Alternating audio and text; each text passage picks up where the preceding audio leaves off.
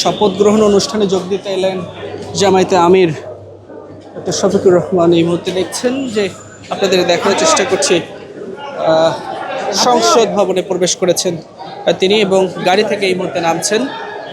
আপনাদের সেই চিত্রই দেখার চেষ্টা করছি। জামায়াতে আমির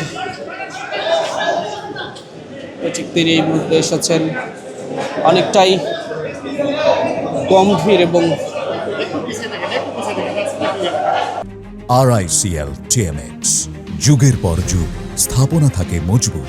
বিষণ্ণতা দেখা যাচ্ছে জামাতের আমিরকে। এই মুহূর্তে আপনাদের দেখার চেষ্টা করছি। এইখান থেকে এইখানে কভারেজ করার একটা অন্তত এক্সেসটা রাখেন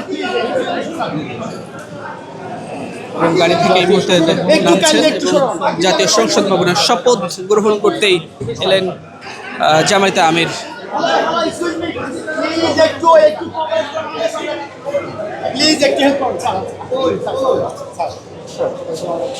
আপনাদের এই মুহূর্তে দেখার চেষ্টা করছি।